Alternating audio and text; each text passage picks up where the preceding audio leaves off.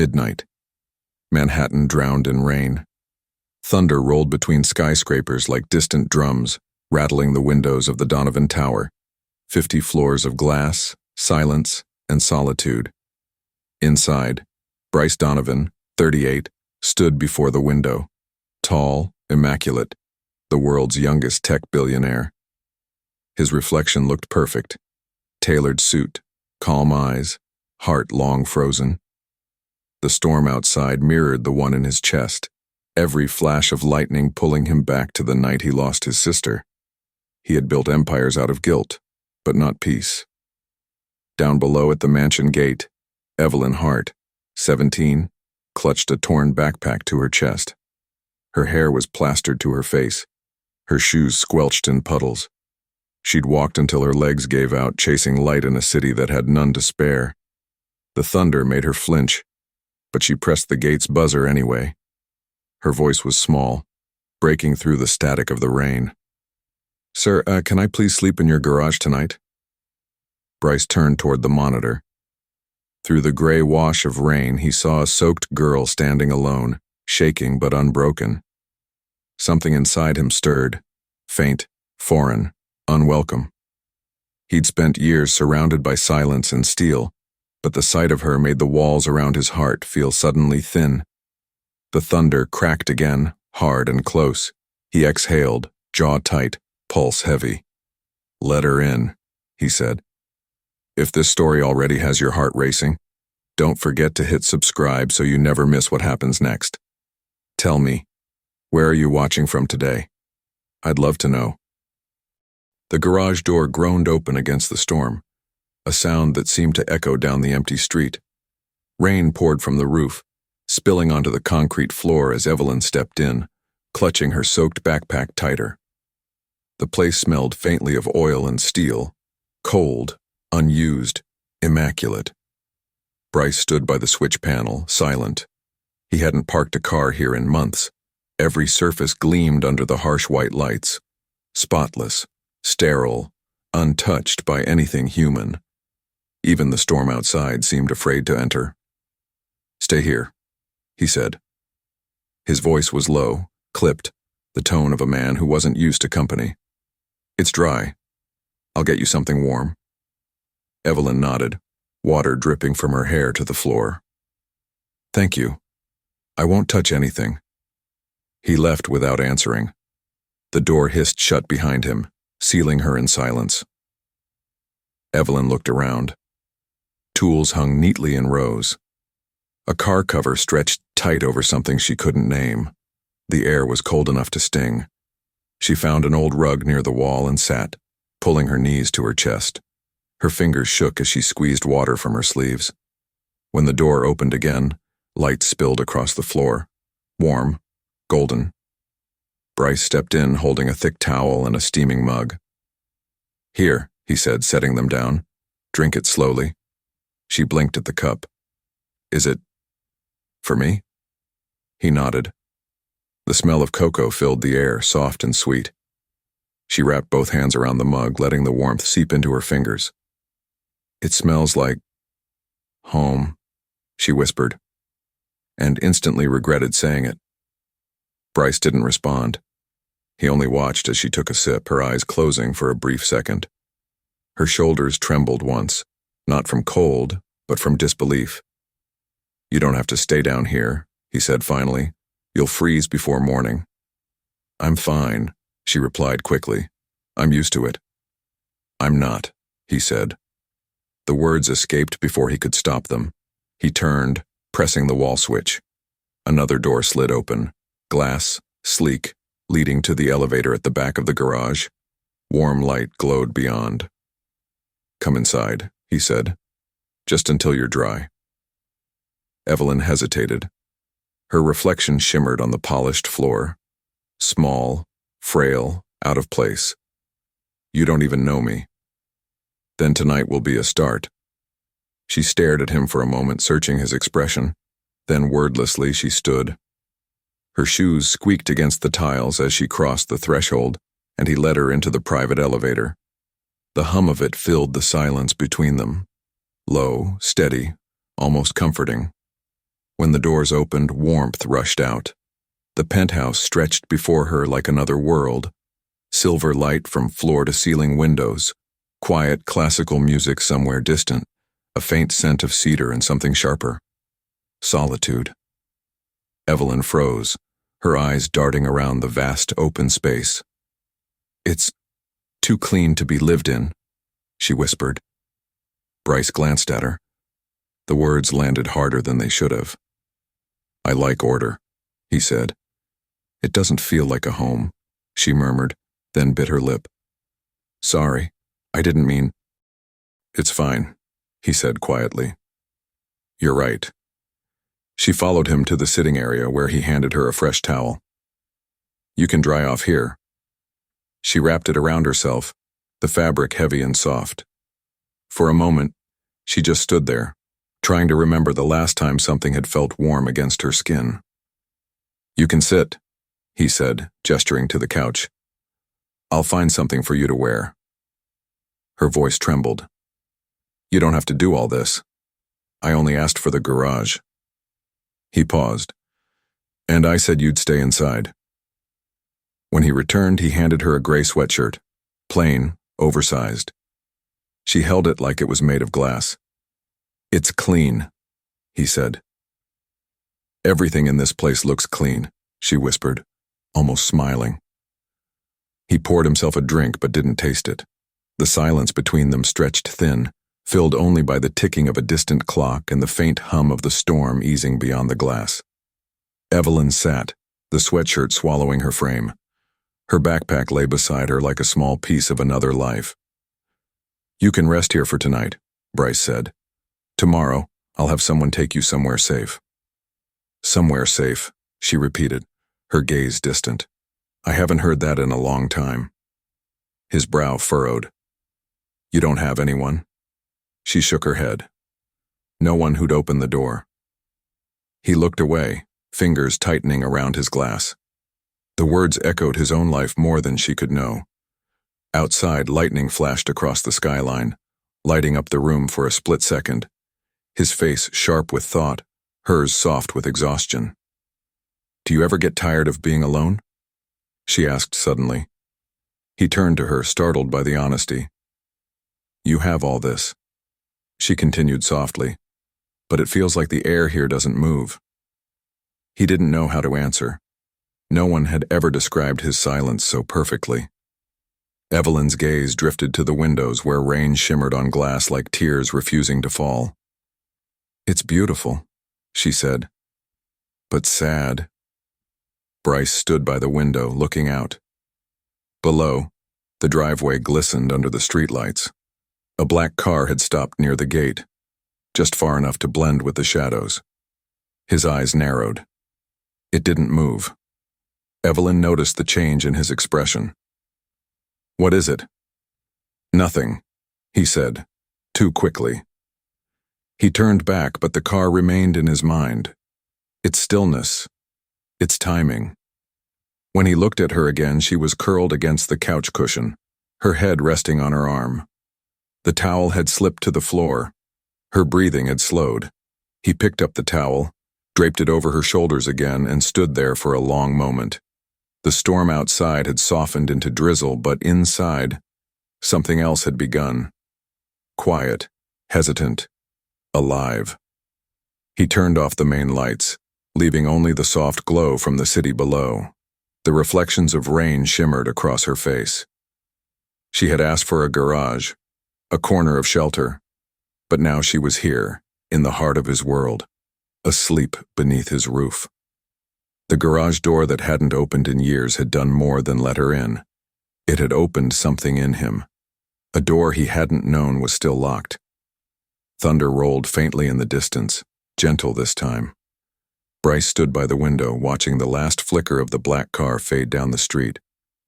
For the first time in years, he whispered aloud, voice barely a breath, "Maybe it's not the house that's cold."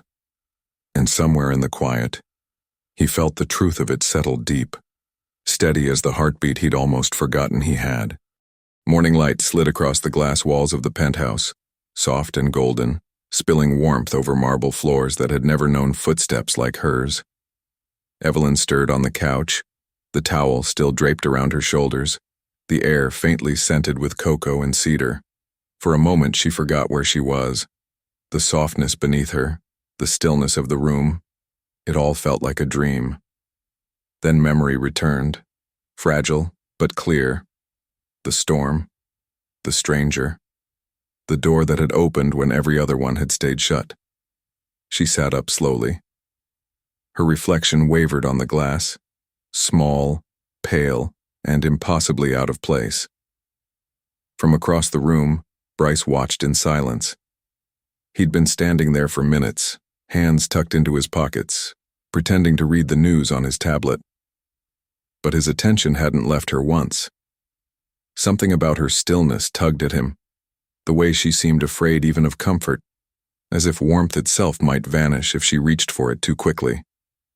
"You're awake," he said, his voice low, more observation than greeting. She startled slightly, then nodded. "I didn't mean to fall asleep. You needed it." Her eyes darted around the wide, immaculate room. "This place?" She hesitated. "It doesn't feel real." "It doesn't to me, either," Bryce murmured. He crossed the room and set a plate on the coffee table, toast, fruit, and a steaming mug. "You should eat." Evelyn blinked at the food as though it were a trick. "You don't have to." "I already did." He cut in gently. She picked up a slice of toast, studying the edges before taking a small bite. The crunch echoed faintly in the silence. "I haven't eaten breakfast in a real kitchen since... before." "Before what?" She lowered her gaze. "Before everything went wrong." He wanted to ask more, but the way her fingers tightened around the mug told him not to. So he stayed quiet, letting the moment breathe. A soft hum filled the space. The city awakening beyond the glass, distant traffic and the whisper of rain fading into morning light. Finally she spoke again, her voice barely above a whisper. "I didn't lie last night. I really don't have anyone. No family, no friends. Just me." Bryce sat opposite her, elbows resting on his knees. "Where have you been living?" "Under the bridge near East River." She said it simply, as if naming a place rather than a wound. "It's dry when it doesn't flood. The noise helps me sleep. There's this one streetlight that stays on all night. I used to think it was there for me." Her words sank into the air like stones. Bryce felt them hit something deep inside him. The quiet, familiar ache of someone who had once thought the same about a single flicker of light in the dark. "Why didn't you go to a shelter?" he asked. She shrugged, eyes distant. "Too many rules. Too many eyes. They take your things, tell you what to be grateful for. I didn't want gratitude. I just wanted quiet." Bryce understood that too. His entire empire had been built on the illusion of control. Order as armor, silence as salvation. And yet, it hadn't saved him either. He leaned back, studying her. "You can stay here until you figure things out." Her head snapped up. "Stay? Here? It's better than a bridge." She hesitated, tears threatening but not falling. "Why are you being kind to me?" He looked away, toward the skyline burning gold. "Maybe I remember what it's like to need someone and have no one come." Silence, a kind that carried more truth than comfort ever could. Evelyn set her mug down carefully. "My mom used to say that when people lose things, they start pretending they don't need them anymore." Bryce's jaw tightened. "Your mother sounds wise." "She was," Evelyn said softly. "She worked as a janitor in a big factory down by the river. Always smelled like bleach and smoke. One night there was an accident. Gas leak, they said. She didn't come home." Bryce's heartbeat slowed. A memory rose. Headlines from years ago. A fire that had gutted one of his company's old plants before he sold it off. The report had called it unavoidable. He had signed off on the settlement himself. "What factory?" he asked quietly. She frowned, searching her memory. "I don't remember the name, just the logo. A silver crescent on blue." Bryce froze. That was his. He turned to the window, chest heavy. The rain-streaked glass blurred the skyline, and for a moment he saw only fire, flames climbing through steel, smoke choking the air, the echo of his sister's scream in the chaos. He hadn't saved her. He'd promised himself never to feel that helpless again. But here it was, the same ache, reborn in the trembling girl across from him. Evelyn's voice pulled him back. "You okay?" He nodded slowly, though his pulse was unsteady. "I just used to know someone who died in a fire, too." Her eyes softened. "Someone close?" "My sister." The words fell like ash, quiet, final. Evelyn's voice trembled. "I'm sorry." He forced a breath. "So am I. I was supposed to pick her up that night. I didn't." She said nothing, only looked at him with that strange, open kind of empathy. The kind that doesn't demand or pity, just sees. "Fire takes more than people," he said after a pause. "It takes the pieces of you that believed you could still make things right." Evelyn nodded slowly. "Maybe."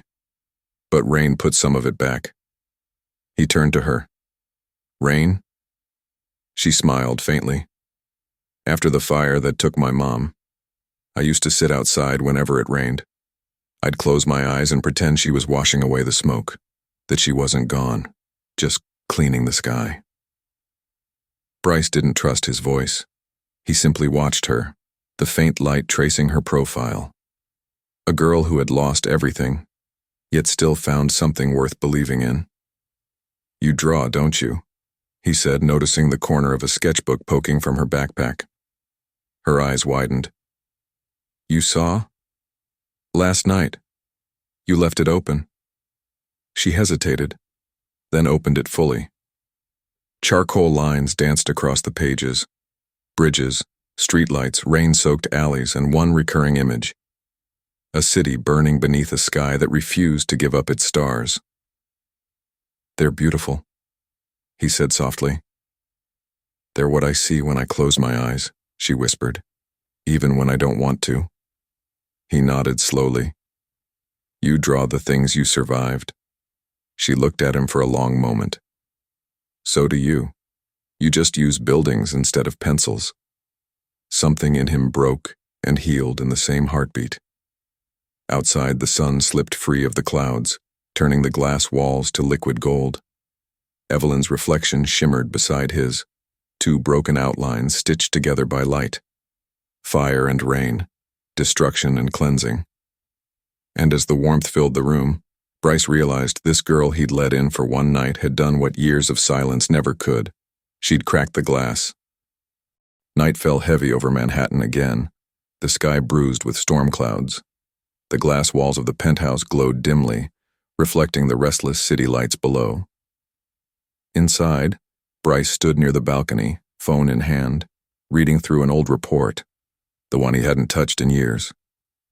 The page still smelled faintly of smoke, though he knew it was only his mind playing tricks. He had spent the day digging quietly into his company's archives. There had been too many coincidences. Evelyn's mother, the factory fire, the logo she remembered. The deeper he searched, the more familiar names surfaced. People he'd once trusted to run things when he turned his back. And behind it all, shadows, men who had profited from what was lost. Down the hall, Evelyn sat cross-legged on the couch, sketchbook open on her lap. Her pencil moved softly, tracing shapes only she could see. A city with cracks of light spilling through its darkness. Every so often she glanced toward Bryce's closed office door, her brow furrowed with worry. He'd been quiet all day, and that silence weighed more than words ever could. When he finally stepped out, she straightened.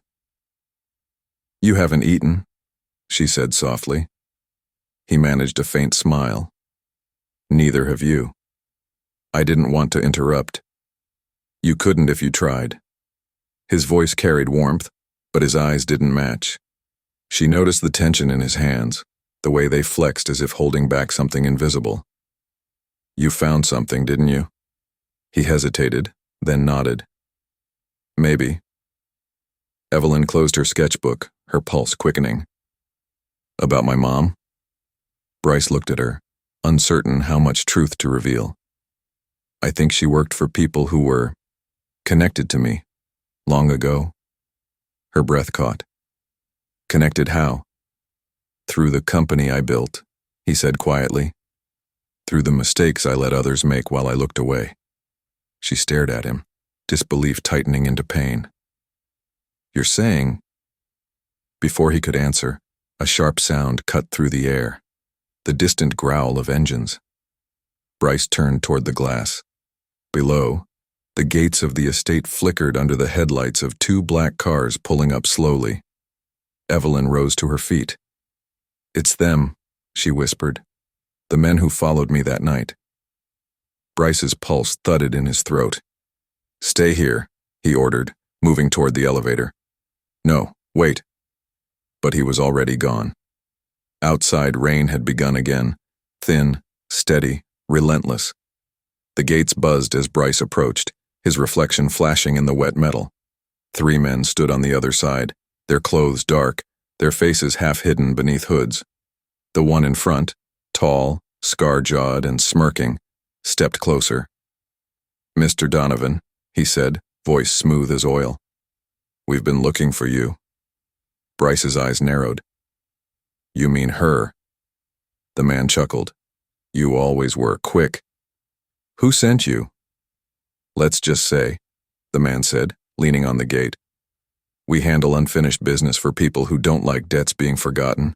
The girl's mother left things unresolved. You remember your old plants, don't you? The ones that burned while you were too busy collecting awards? Bryce's jaw tightened.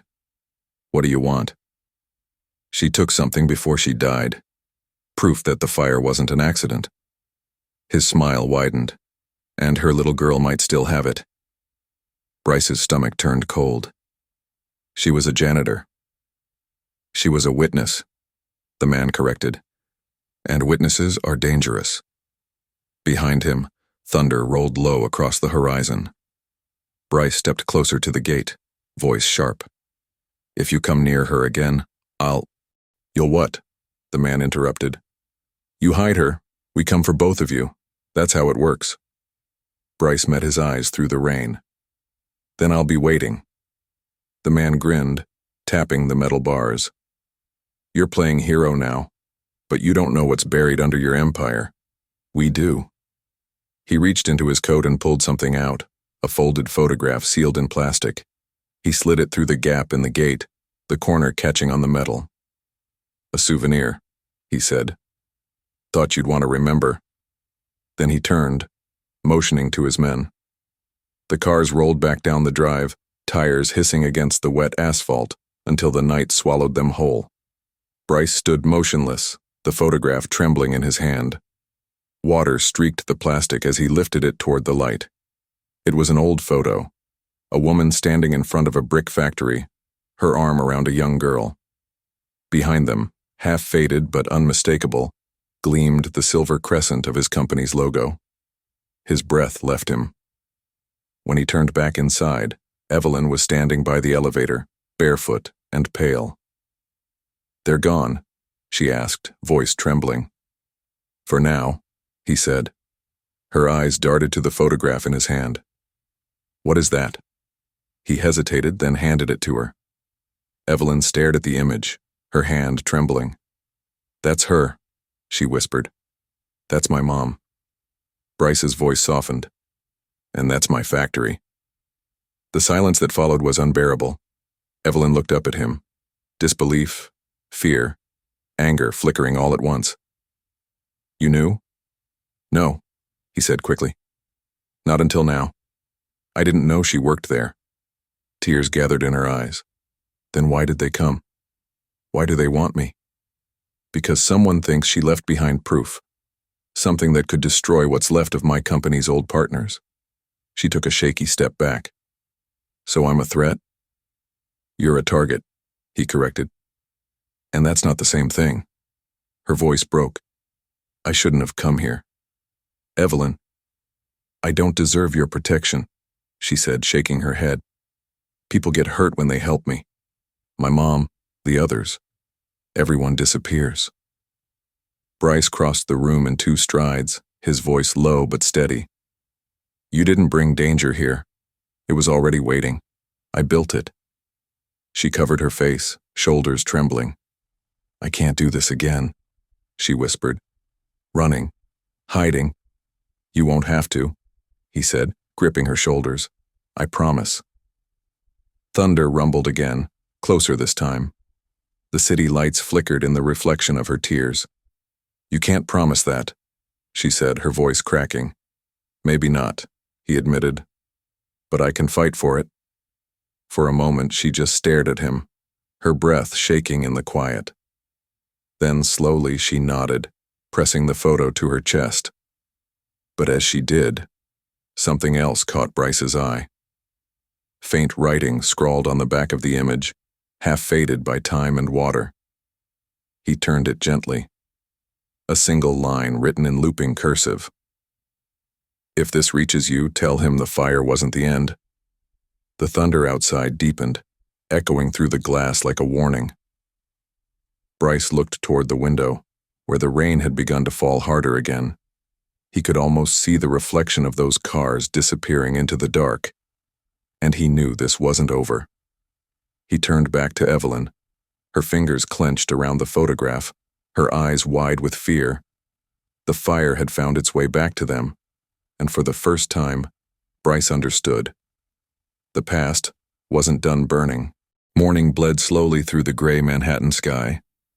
The penthouse was quiet except for the soft hum of machines, the faint hiss of the coffee pot, and the tension that clung to the air like smoke that refused to fade. Bryce Donovan sat in his office, surrounded by documents he had once signed without thought. Contracts, safety reports, legal settlements. One file lay open in front of him, edges yellowed with time, marked with a name that now pulsed like a heartbeat in his mind. Evelyn Hart. Or rather, Maria Hart. Her mother. He flipped through the pages again, forcing his eyes to focus, though every word felt like a blade. Plaintiff, Maria Hart versus Donovan Industrial Holdings. The year, the fire, the signatures. It was all there. A lawsuit filed just months before her death. The report claimed a malfunction, an electrical short. But the attached letter, unsigned, typed in plain font, told a darker truth. They cut corners on safety to save money. Tell Donovan the fire wasn't fate. It was negligence. Bryce's hands trembled around the paper.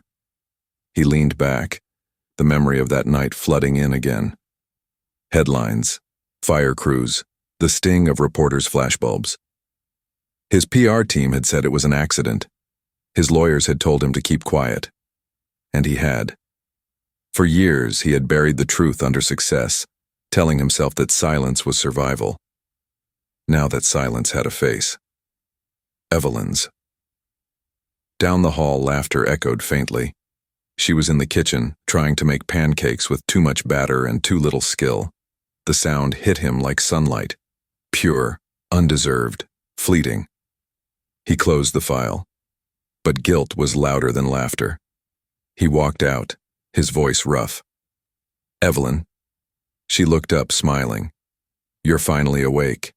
I thought billionaires didn't sleep. He tried to return it, but the smile broke halfway. You shouldn't have to cook. I wanted to help, you've done enough. She flipped a pancake that landed awkwardly on the counter. Okay, maybe not well, but... Evelyn, he interrupted softly. She froze at his tone. What's wrong? He hesitated. The words pressed against his chest, begging to be spoken. Tell her. Tell her what you found. But his voice refused to move. Instead, he said, I was just thinking about your mother. Her eyes softened. You really don't have to keep thinking about us, Bryce. We're just the past. No, he whispered. You're not. She tilted her head, studying him. You look at me like you owe me something. He flinched. Her voice wasn't accusing, just sad. Honest. Do I? She asked quietly. He opened his mouth, but before he could speak, the door buzzer echoed through the penthouse. Then another sound followed, sharper, Heavier. Dozens of footsteps, voices shouting through intercoms. Bryce crossed to the window. Down below, a sea of cameras glittered like broken glass. News vans lined the street. Reporters shouted into microphones, some holding up photos of Evelyn's face taken from security footage. Headlines already scrolled across the screens. Runaway girl found in billionaire's home. Bryce Donovan, harboring homeless teen amid corporate scandal. Evelyn ran to the glass.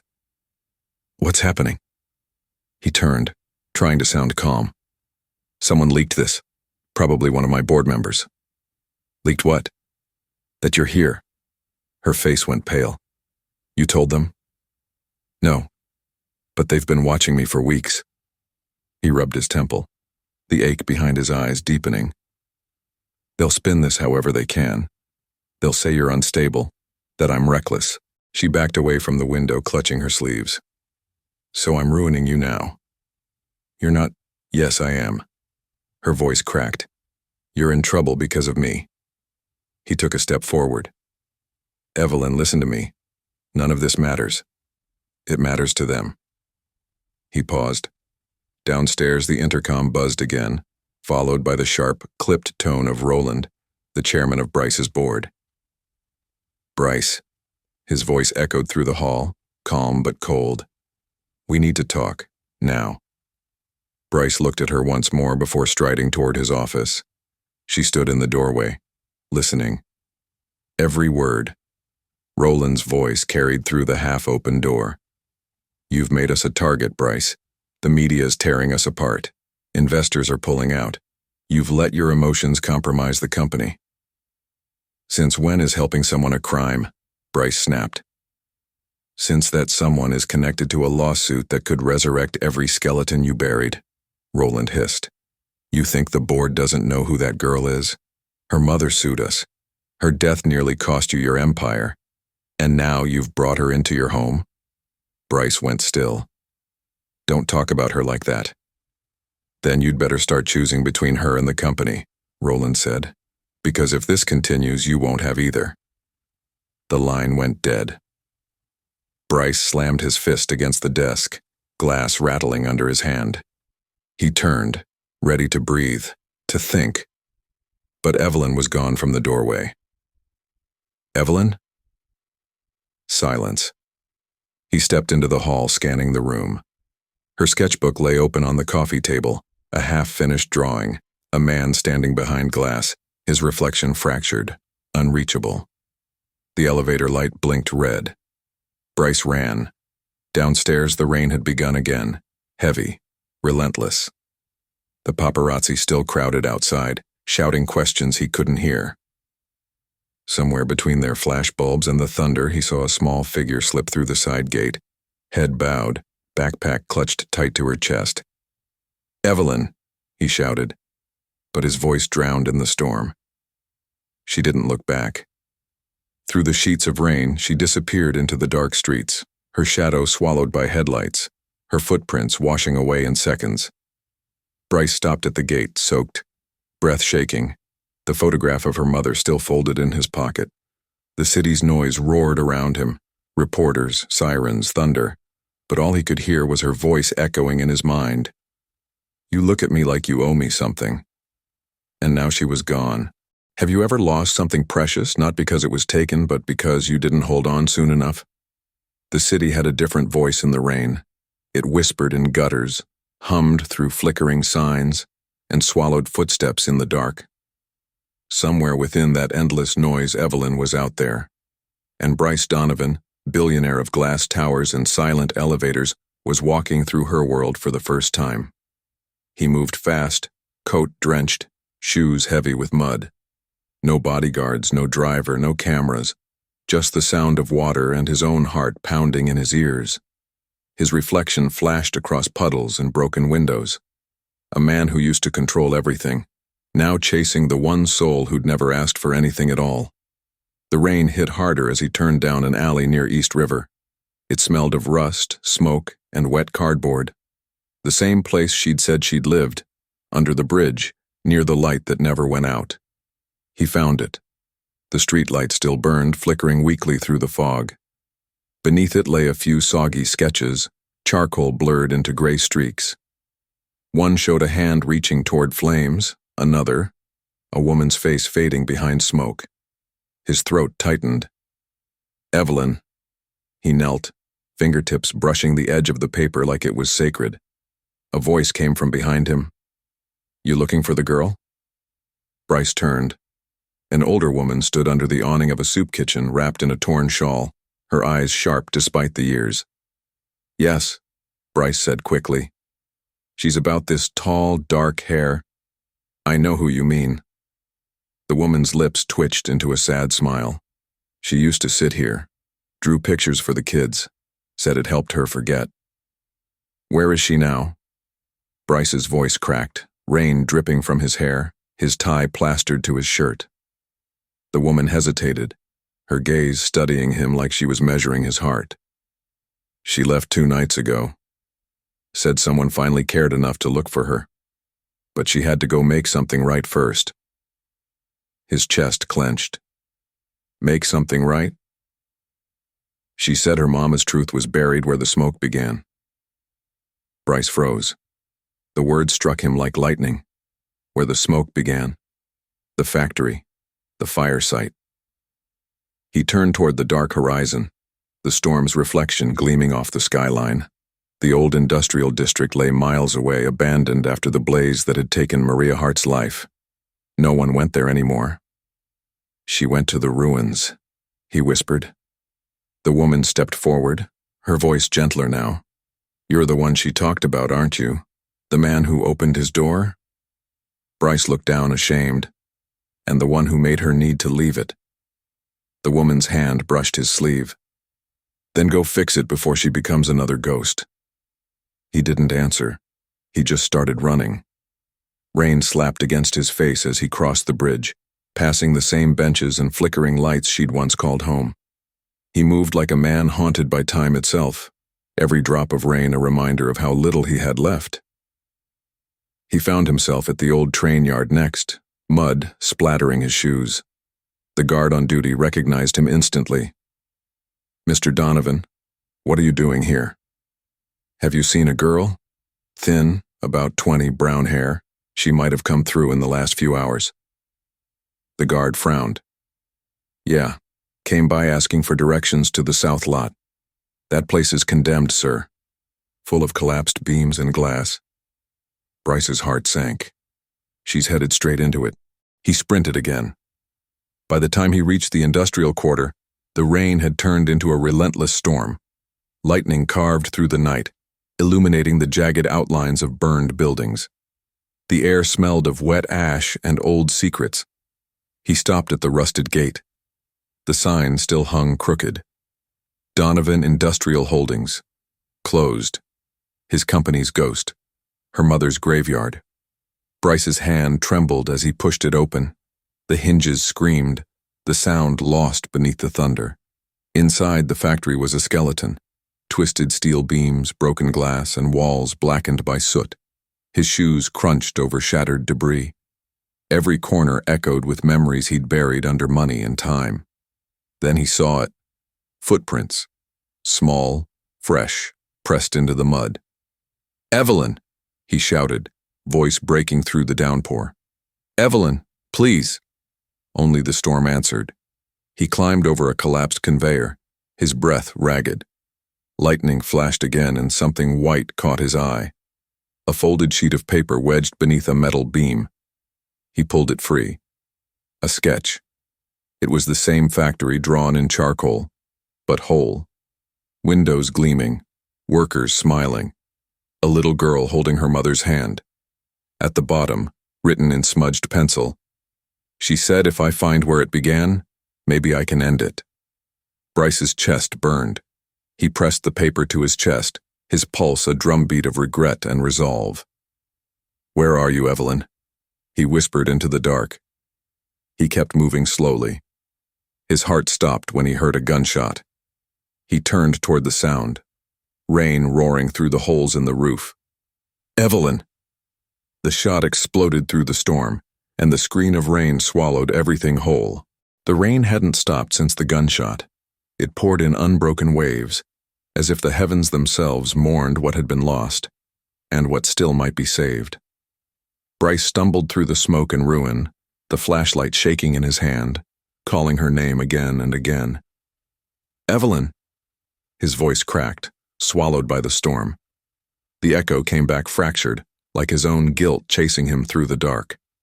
Then, a faint sound, a cough, a voice trembling near the underpass. He ran toward it. Lightning carved open the night, revealing the underbelly of the bridge, the same bridge where she'd once slept, where she'd hidden from a world that had forgotten her. Now she was cornered again, pressed against a concrete wall slick with rain. 3 men stood around her, their shadows jagged and black beneath the flickering light. The scar-jawed man from before held her mother's phone in his hand, sneering. "So this is what you came for?" he mocked. "A dead woman's secrets?" Evelyn's chest heaved, eyes burning. "She died because of you." He laughed, the sound cruel and empty. "Your mama died because she didn't know when to stop digging. You should have learned." "Let her go." The voice came like thunder. All heads turned. Bryce stepped from the shadows, soaked to the bone, his coat hanging heavy. He had no bodyguards, no weapon, just fury and resolve carved into every breath he took. The men stiffened. "Look who finally crawled out from behind his glass tower," the leader sneered. "You should have stayed up there, Donovan." Bryce took a step closer, lightning flickering behind him. "You burned a woman alive for telling the truth," he said. "You won't touch her." The man smirked, raising his gun. "You really think you can stop me?" Bryce didn't blink. "Try." Evelyn's voice broke through the air, raw and shaking. "Stop it, both of you." Her eyes locked on Bryce's, furious, wounded, betrayed. "You're one of them," she screamed. "You built this. You made the fire that killed her." The words tore through him more sharply than any bullet could. His breath hitched, guilt flooding every corner of his face. "I was," he said, voice trembling. "I was one of them." The rain fell harder, thunder shattering the silence between every heartbeat. "But I won't be anymore," Bryce shouted, stepping forward, arms open. "I can't change the past, but I can stand with you now." The man with the gun laughed. "That's cute. Shame you'll both die martyrs." Evelyn's hand slipped behind her back, clutching something, her mother's cracked old phone. Her voice wavered, but her resolve didn't. "You think my mother died for nothing? You think no one will ever know?" The man tilted his head. "What are you talking about?"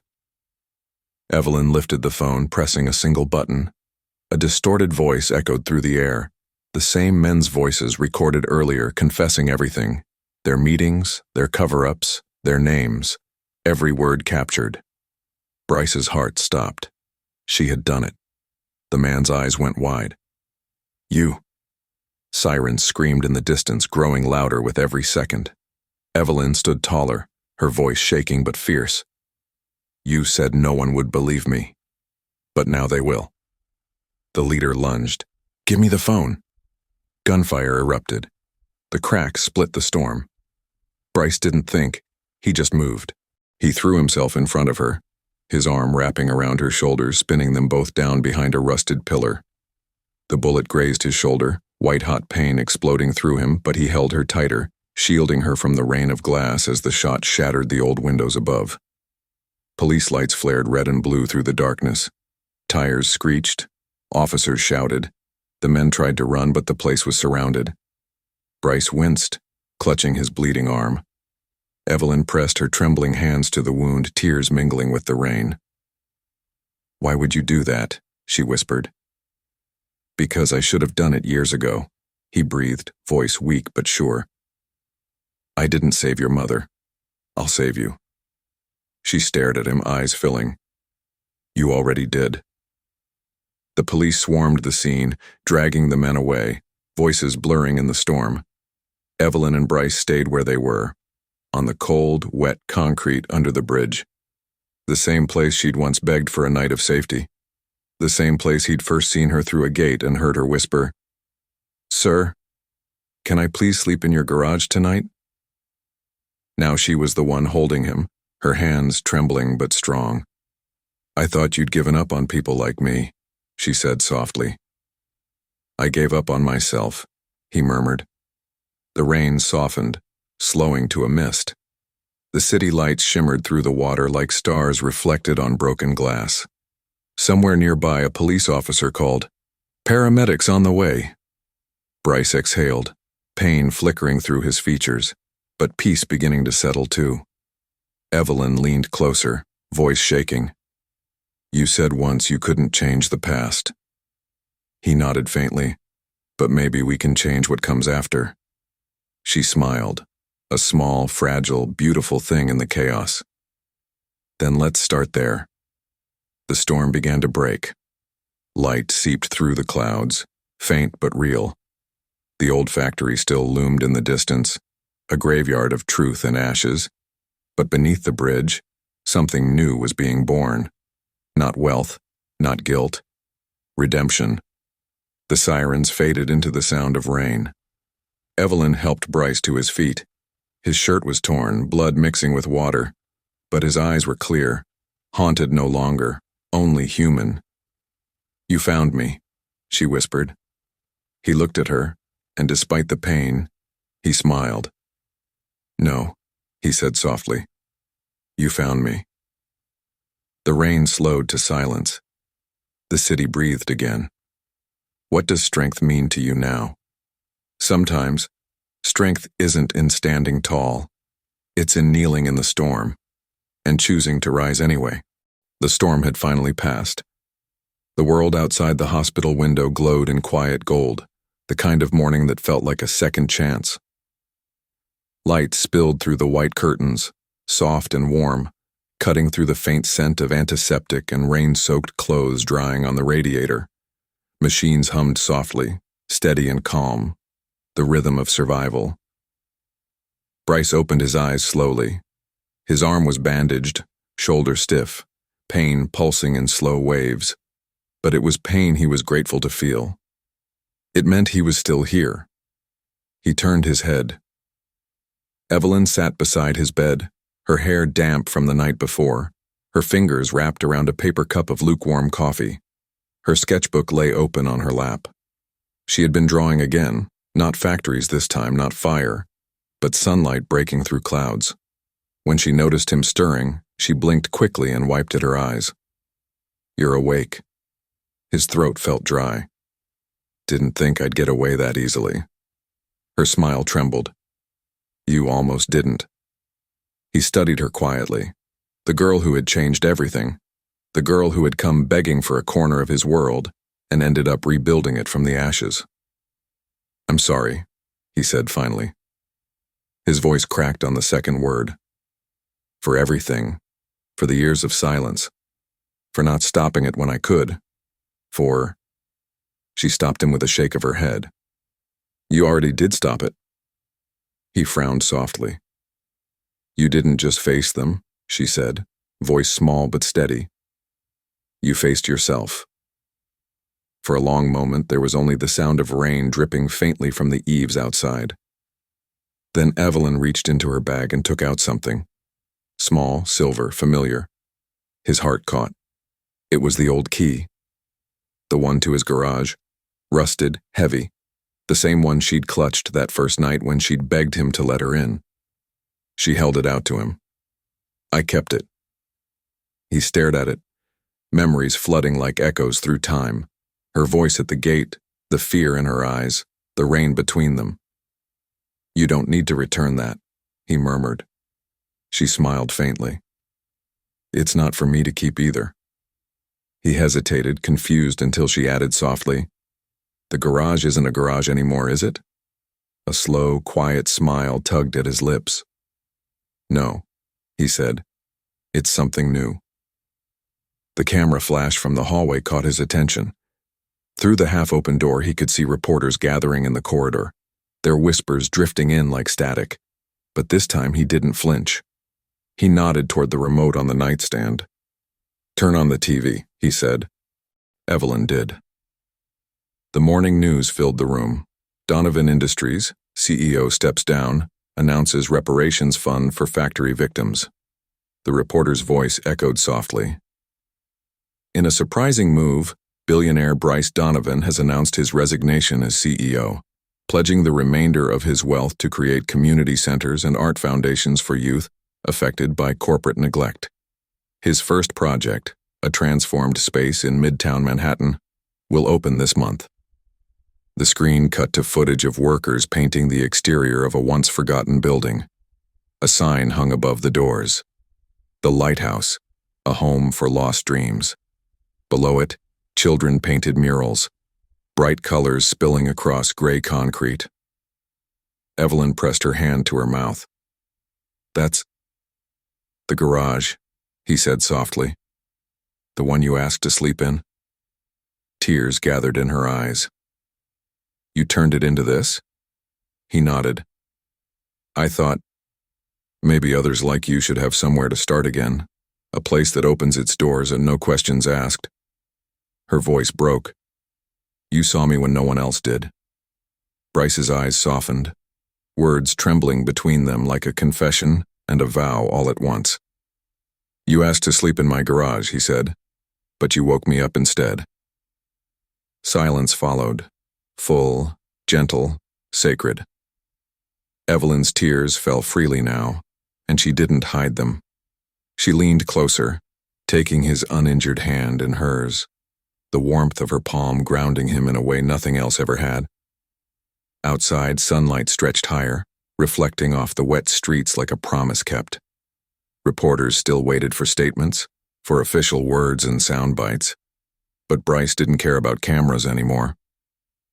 For the first time in years, his world wasn't built on numbers or stock prices or polished speeches. It was built on something real, the quiet kind of redemption that doesn't demand applause. Later that afternoon, when he was discharged, Evelyn walked beside him through the hospital lobby.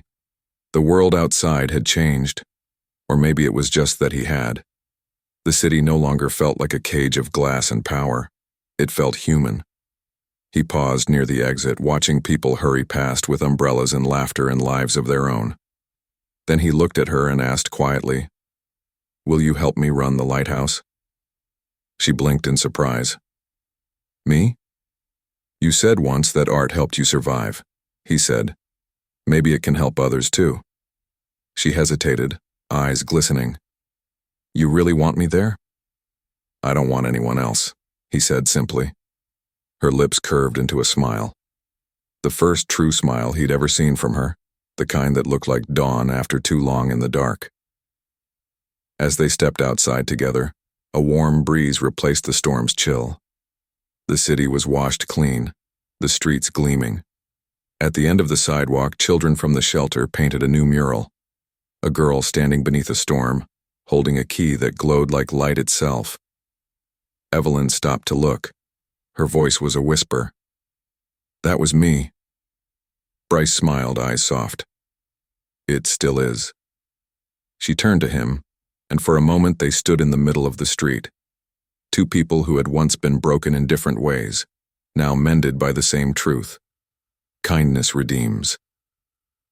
As they walked on, hand brushing hand, the sound of distant laughter and paintbrushes filled the air. The light followed them all the way down the street.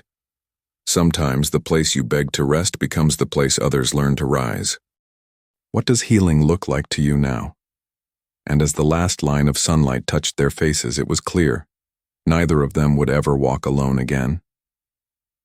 The men who had cornered Evelyn that night did not escape the storm. Within days of their arrest, police confirmed they were tied to the old Donovan Industries scandal, the same cover-up that cost Evelyn's mother her life.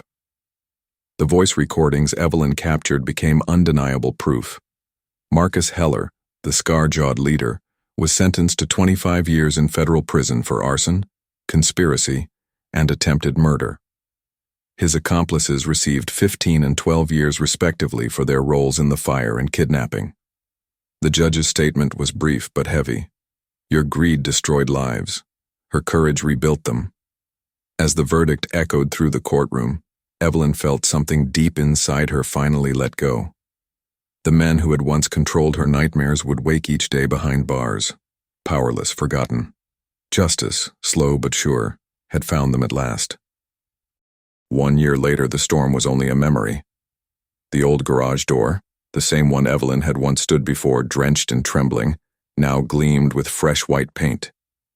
Above it, a new sign hung beneath strings of warm lights. Evelyn's Haven. It wasn't a mansion anymore. It was a home. The first youth art shelter in Manhattan, built for homeless teens who needed what Evelyn once begged for, a place to stay until the storm passed. Inside, laughter filled the air. Paint-stained brushes clinked in jars. Canvas after canvas lined the walls. Wild colors. Untamed hope. Evelyn stood at the far end, a paint roller in hand, sunlight haloing her hair. She was 17 still, but her shoulders carried a quiet strength far older than her years. Bryce watched from the doorway, a smile easing across his face, the first true one in years. He no longer wore the armor of his suits. The world knew him differently now. Not as the billionaire who fell from grace, but as the man who rebuilt something purer from the ruins. Reporters had long since left. The story had stopped being about scandal. It had become something more enduring. Redemption. Evelyn turned when she sensed him watching. "You're early," she teased, her voice bright with warmth. "I wanted to see what you'd do with my walls," Bryce said. "Your walls?" She laughed. "They're everyone's now." He chuckled softly, stepping closer.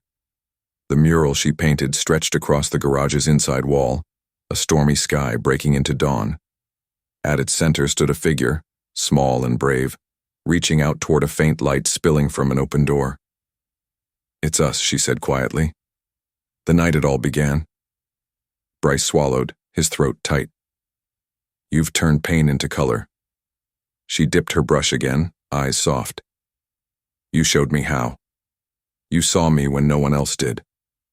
He nodded, emotion rippling through him like the whisper of rain on glass.